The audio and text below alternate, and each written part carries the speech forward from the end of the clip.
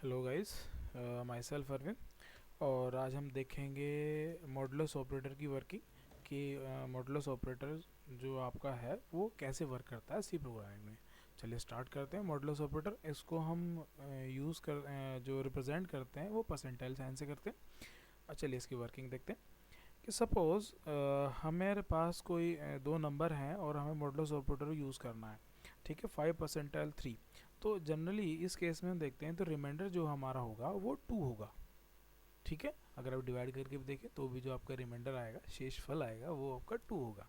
ठीक है, तो चलिए हम सपोज करते हैं 10 परसेंटाइल सपोज 5, तो उस केस में हमारा रिमाइंडर जो आएगा वो 0 होगा। ठीक है, तो ये तो बहुत आसान है कि आप आराम से इसको कैलकुलेट कर सकते हैं, कोई प्रॉब्लम नहीं है इसमें। बट सपोज़ अगर क्वेश्चंस हमारे जो हैं इस तरीके के आने लगे तो हम क्या करते हैं, मान लें सपोज़ हमारे पास जो आंसर है 3 परसेंटाइल 7 है।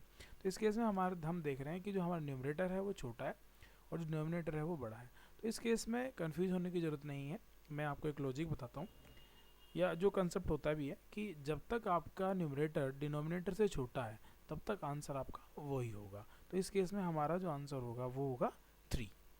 ठीक है, तो अभी तक जो भी प्रॉब्लम आपको आएंगी वो इस तरीके से, अगर इस तरह की प्रॉब्लम आती है तो आप उसको सॉल्व कर सकते हैं। सपोज आपके पास है 7 परसेंटाइल 13, तो आपका इस केस में आंसर क्लियर है कि क्या होगा, 7 होगा। समझ में आई बात? ठीक है, चलिए आगे हम देखते हैं, कुछ एग्जांपल्स देख लेते हैं। सपोज हमारे पास अभी मैं 24 परसेंटाइल सपोज 6 लेता हूँ, तो इस केस में रिमाइंडर आएगा मेरा 0, कम्प्लीटली डिविजिबल है, रिमाइंडर मेरा 0 आएगा।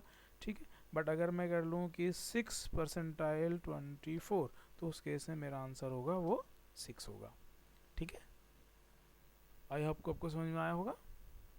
चलिए तो आगे हम देखते हैं, मैं कुछ स्टेटमेंट लिए हुए हैं, तो अर्थमेटिक इंस्ट्रक्शन ली हुई हैं, उनको देखते हैं क्या क्या आंसर होंगे। तो इसको तो आप इजीली फाइंड आउट कर सकते हैं कि 7 परसेंटाइल 4, तो इस केस में जो आपका रिमाइंडर होगा वो आएगा 3। ठीक है, हम यहाँ पर बात करते हैं कि 4 परसेंटाइल 7, क्योंकि इसमें केस में देखिए जो न्यूमरेटर है आपका है वो छोटा है डिनोमिनेटर से।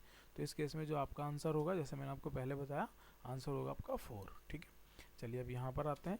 अगर हम इसकी बात करते हैं तो जब नेगेटिव वाले साइन आते हैं वो थोड़े से डिफ़िकल्ट होते हैं। डिफ़िकल्ट कुछ नहीं होते, बहुत आसान होते हैं। मैं आपको एक लॉजिक बताऊंगा जो हमेशा वर्क करेगा।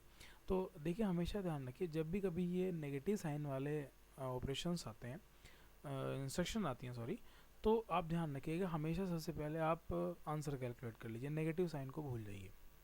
ठीक है, तो नेगेटिव साइन को अगर भूल जाएंगे तो रिमाइंडर क्या आएगा, 4, और यहाँ पर भी 4। ठीक है, मैं इन दोनों स्टेटमेंट को सेपरेट कर देता हूँ जहाँ पर भी नेगेटिव वाले नंबर आ रहे हैं। तो मैं देखता हूँ कि यहाँ पर सबसे पहले मुझे कुछ नहीं करना है, जहाँ कहीं भी इंस्ट्रक्शन में नेगेटिव आ रहा हो आप नेगेटिव साइन को नेग्लेक्ट कर दीजिए, आप केवल कैलकुलेट कर लीजिए रिमाइंडर। तो दोनों ही केस में आप देखते हैं कि अगर हम साइन को नेगेटिव साइन को निगलेक्ट कर रहे हैं तो दोनों ही केस में हमारे जो आंसर होंगे वो 4 होंगे। ठीक है, तो अब हम यहाँ देखते हैं कि इसको आंसर क्या आएगा।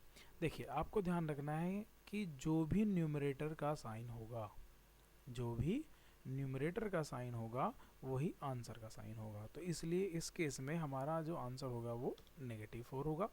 और अगर हम इसकी बात करें, ये आंसर होगा +4, जो कि हमारे यहाँ पर न्यूमरेटर का जो साइन है वो प्लस है। बाय डिफ़ॉल्ट साइन जो होता है पॉजिटिव होता है। तो इस केस में हमारा जो ये इस लास्ट स्टेटमेंट में जो हमारा आंसर होगा वो 4 होगा, क्योंकि हमारा जो न्यूमरेटर का साइन है वो प्लस है। और इस केस की अगर हम बात करें तो हमारा न्यूमरेटर का साइन नेगेटिव है, तो इसलिए इसका आंसर जो होगा वो -4 होगा। और एक और चीज़ आपको मैं मॉडुलस ऑपरेटर बताना चाहता हूँ कि अगर सपोज़ आप 5.2 परसेंटाइल 3 करते हैं, तो एक चीज़ मैं आपको बता दूं कि ये फ्लोट नंबर्स पर वर्क नहीं करता है। ठीक है, तो ये जो स्टेटमेंट होगा ये आपका गलत होगा, रॉन्ग होगा। ये हमेशा आपका जनरली आपका इंटीजर नंबर्स पर वर्क करता है, आपका मॉडुलस ऑपरेटर। ठीक है, तो thank you so much for watching this video. I hope ये आपको वीडियो पसंद आई होगी। Thank you so much.